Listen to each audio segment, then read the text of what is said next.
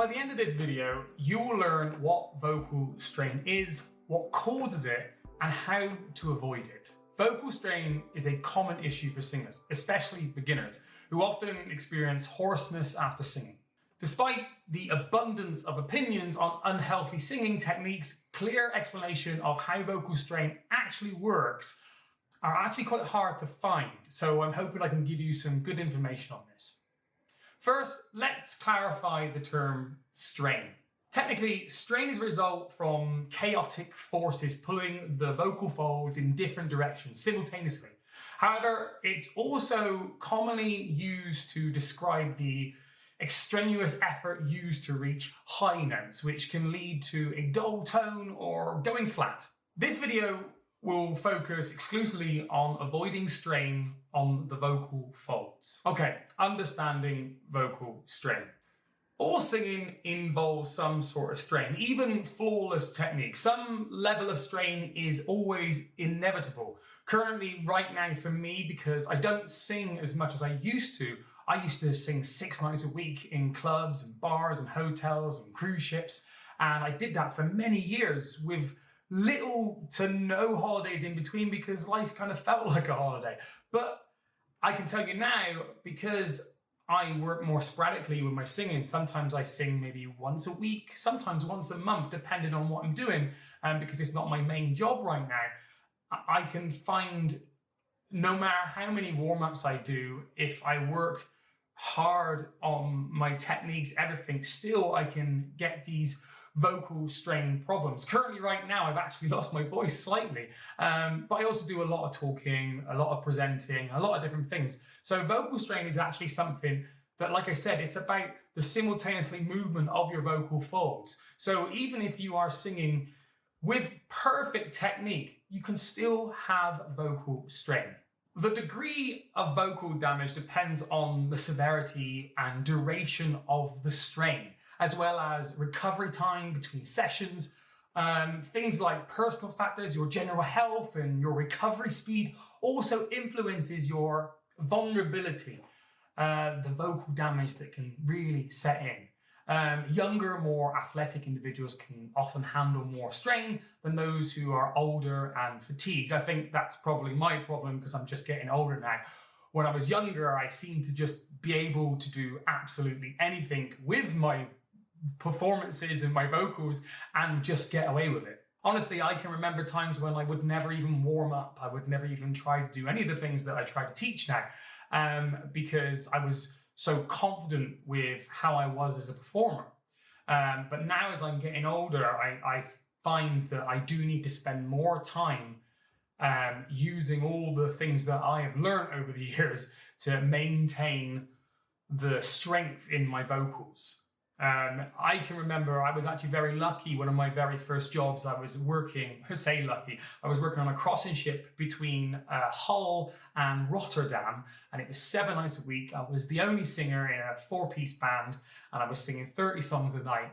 And it really got to a point where I really had to think about the music that I was singing, how I was singing. This is when it really comes down to when you start thinking about the certain keys that you sing your song in, how you can change the melody personal to your own tone. And these are things that I learned very fast when I first started performing full time, which then in turn, as I became a more professional performer, professional singer, I was able to utilize all those tools into my day-to-day performances, causing me to have no vocal strain, if none, unless I was having some crazy unhealthy night that we won't go into those stories. Let's look at breathy phonation and pressed phonation, okay? There's 2 ways of looking at this. This involves, first of all, we're looking at breathy phonation. This involves airflow becoming turbulent, which in turn causes strain on your vocals, okay? This is where maybe you are pushing your note and you can hear the movement and the breath coming through in each of those notes, okay? Causing you harm, there can be pain, and this is where the stress really comes from. This gets really harmful when singing loudly, okay? And this is something you really want to try and go against. And then when I was mentioning earlier about learning to change the melody of the song, simply changing the melody of the song, I can remember changing songs to sound completely different to hopefully help kind of the foundation of voice to try and cut through. I remember singing, what was this? It was, Moves Like Jagger, which is extremely high. Moves Like Jagger from, Maroon 5, that's it, Maroon 5. And it's like, do do do do do do do do do do. You shoot for the stars, and it feels like getting from my heart.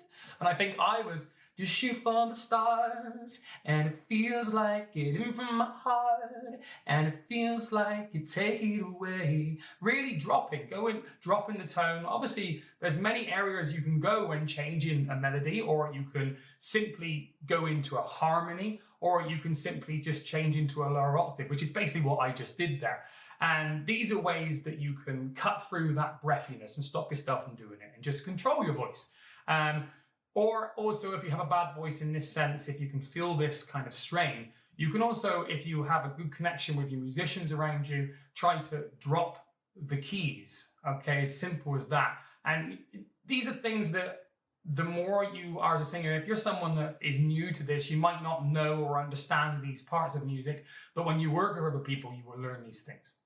Okay, pressed phonation. This occurs when vocal folds rub tightly against each other.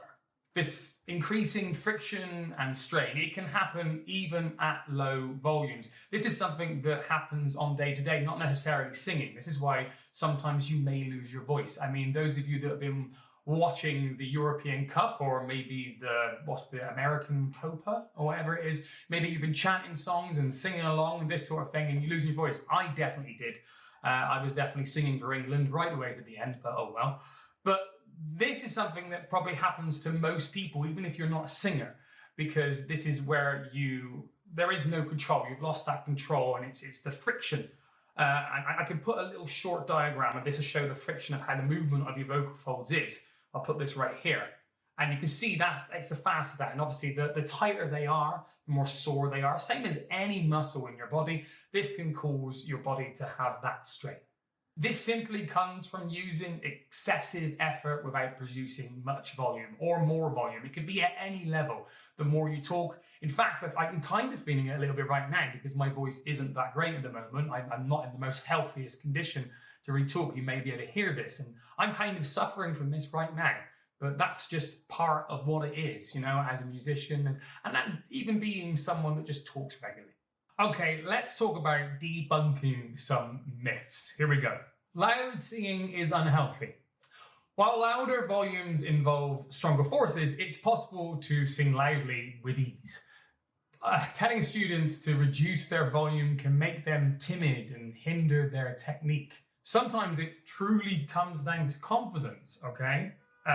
If you aren't confidently trying to hit your notes, if you haven't warmed up, this is going to make those problems happen more frequently, okay? So the confidence you have behind your voice is really what stems towards the problems with the stress within your vocals, okay?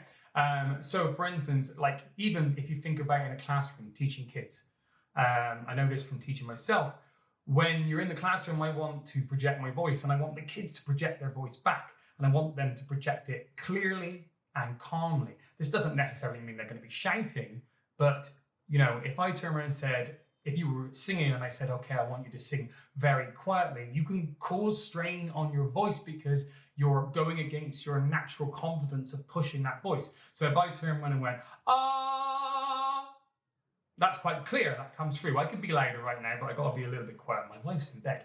But, and if, let's say if some people without confidence, they'll be, ah, and they're holding back. And then notice there's, ah, it makes it more breathy. This can cause strain. So sometimes louder singing can actually be the better side of the singing, causing less strain. So it really depends on your voice. It really depends on your confidence when you're singing. Another myth, chest voice causes strain. Absolutely not. I could tell you a story about one of the most amazing singers that I have sung with live. His name is John Marquez. He currently lives in Dubai and he performs 3-4 nights a week. And the man has the most unbelievable chest voice. Full range, anything. The guy can do absolutely anything with his vocal. It's about technique. It's about you training your voice, okay? So chest voice doesn't necessarily mean that this is going to cause more strain. Some people believe taking chest voice too high in pitch causes strain. It really comes down to proficiency in chest voice. This can allow for clear, effortless high notes without pressing. It's all about warming up and all your techniques that go behind it. All singing techniques have their pros and cons, so mastering a variety of techniques is crucial for any singer. Okay guys, that's it for the topic of vocal strain. For more detailed information, I haven't done it yet and I will put it in the description eventually. I'm going to try and make a little bit of a blog and I'll try and give more information on this, but I will put something in the description. Okay, if you want to learn more about things like breath support, click on the link in the description, just go right there. And remember to like, subscribe, all that stuff. And I hope you've enjoyed this content and there is much more coming. My name is Scott, thanks very much. I'll see you in the comments. Bye-bye.